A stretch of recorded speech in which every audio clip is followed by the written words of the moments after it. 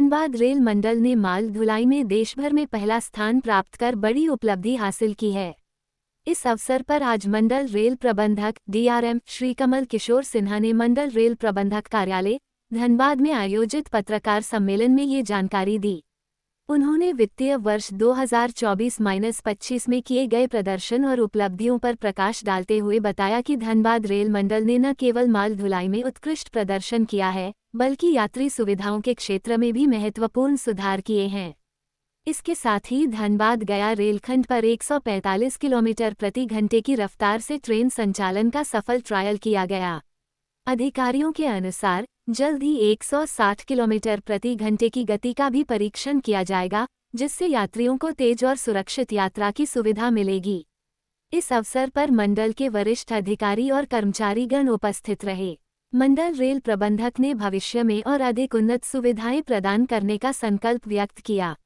आप लोग से सहयोग मिला है, आप लोग से फीडबैक मिला। जो हम लोगों ने बोला आप लोगों ने पब्लिक को बताया और पब्लिक ने जो बोला वो आपने हमें बताया।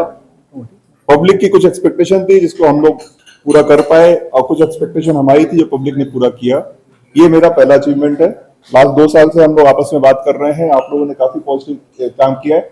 वो भले बहुत छोटा लगता होगा, आप लोग भी बहुत एवेल्यूएट नहीं कर पाते होंगे, बट हम लोग, मैं तो डेली करता हूं कि हमारे इक्विपमेंट फेलियर कितने हो रहे हैं। पहले 2.5 पेज में आता था, आजकल 1.25 पेज में आता है। टर्नओवर कितना हो रहा है, सिग्नल के सामान की चोरी कितनी हो रही है, ओएचई कितना कट हो रहा है।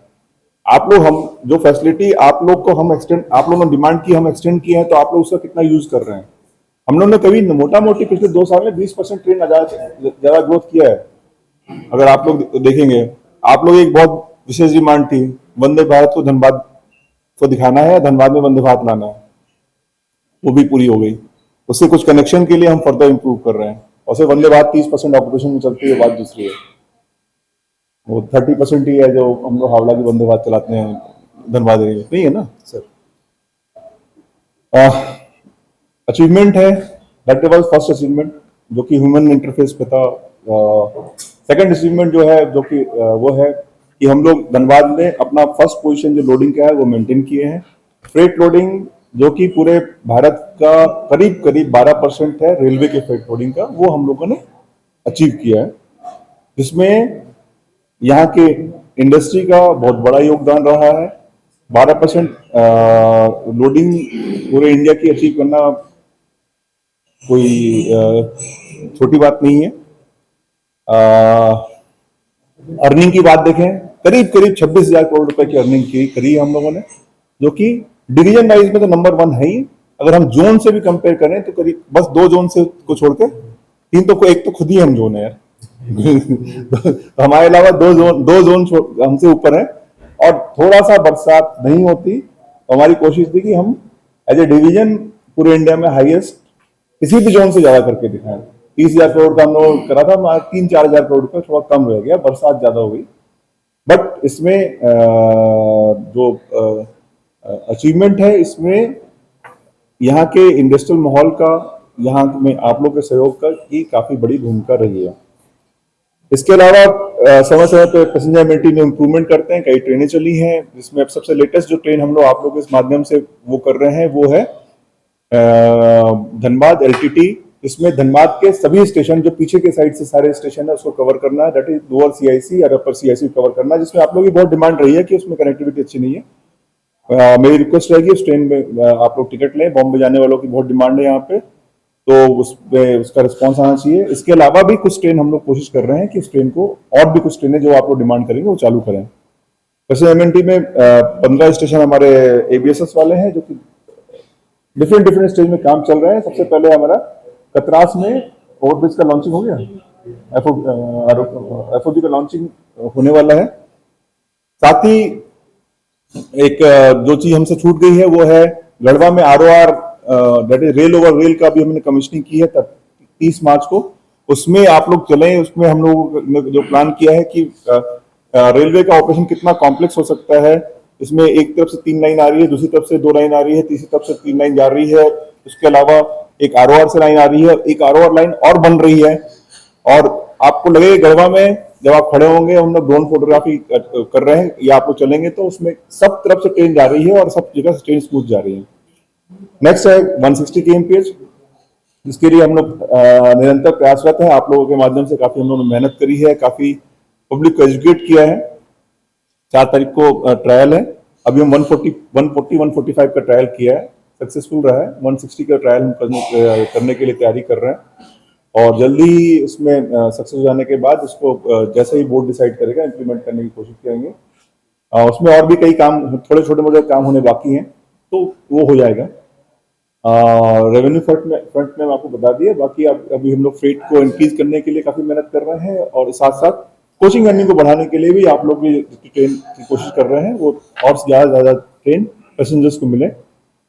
कुंभ में यहाँ की पब्लिक ने काफी अच्छा योगदान दिया। करीब 50 ट्रेन चलाई, 50 से 60 ट्रेन चलाई लोगों ने, पब्लिक ने काफी सेल्फ कंट्रोल और आपस में सहयोग करके उस ट्रेन में बोर्डिंग करी और ट्रेन में कोई भी अनटूवर्ड एक्सीडेंट नहीं हुआ, सब कुछ सेफली बीता। इसमें ये काफी अच्छा अचीवमेंट है। इसके अलावा ये सहयोग बना रहे। नेक्स्ट ईयर में हम लोग करीब 30,000 करोड़ रुपए और 210 मिलियन टन फ्रेट लोडिंग की कोशिश करेंगे और उससे आगे करने की कोशिश है, वो बोर्ड डिसाइड करके बताएगा। कुछ आरोपी वगैरह बच गए थे। हाँ, आरओबी तो कंटिन्यूसली बन रहे हैं, आरओबी के पोजीशन दे देंगे। टोटल जो हमने टारगेट किया था, टारगेट करीब 26 से किया था, 18 हम लोगों ने 18 बंद किया है, 18 लेवल क्रॉसिंग बंद करी है। आरओबी में काम चल रहा है, साथ साथ 10 आरओबी थे। आरओबी एक लंबा काम लगता है, तो 10 आरओबी में 7 आरओबी को हमने चेंज करके लिमिटेड हाइट सर्वे कर दिया ताकि काम फास्ट हो सके। वो भी काम आपको देखने को मिलेगा, वो उन सबके टेंडर्स हो गए हैं। इसके अलावा 7 ट्रेसपास लोकेशन में भी काम चल रहा है, जहाँ पे अनऑथराइज ट्रेसपास था या पहले पुराना एलसी गेट था या पब्लिक नहीं मान रही है, बोल रही कि यहाँ पे वो हमको चाहिए, तो वो ट्रेसपास लोकेशन में जहाँ पे एक्सीडेंट वगैरह हुए हैं तो वहाँ पे भी उसमें भी काम चल रहा है। उसमें भी उसका भी इस साल में कमिश्निंग होगी।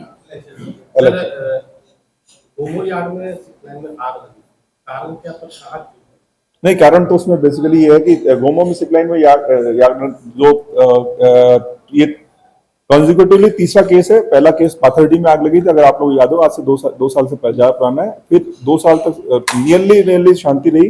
फिर एक स्पिक में आग लगी थी जो कि हमारे गढ़वा में आग लगी थी, उसमें हमारे स्टाफ रिस्पॉन्सिबल पाए गए जिन्होंने उनको पूरा ध्यान नहीं रखा, या कुछ थोड़ी चूक हुई है या कुछ इक्विपमेंट फेलियर हुआ है। डिटेल इंक्वायरी चल रही है, मोटा मोटी कंप्लीट हो गई है। इसमें कुछ स्टाफ की डिसिप्लिन है, उनको टेकअप किया गया। ये तीसरा जो अभी गोमो में हुआ है, एफएसएल की इंक्वायरी चल रही है, बट जो हमें समझ में आ रहा है उसमें यह है कि अनऑथराइज लोग ने इंटर किया, वहां पे अंदर उसको कोच को यूज करते थे और वहां पे उन्होंने कुछ जलता हुआ सामान छोड़ा है।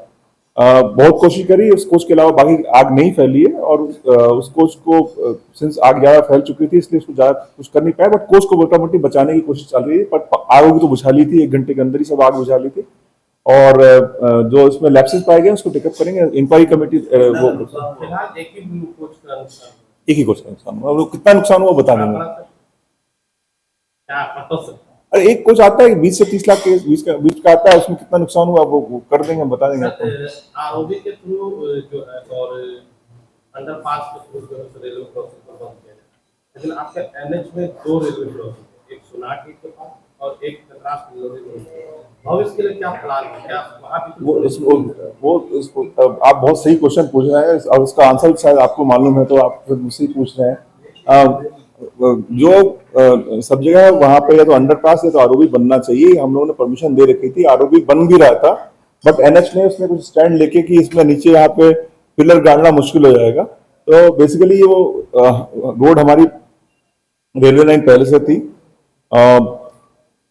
एलसी गेट की चौड़ाई बढ़ाना एक सोल्यूशन हो सकता है, उसमें करस्पॉन्डेंस चालू है, जल्दी कुछ सोल्यूशन निकलेगा, चल रही थी।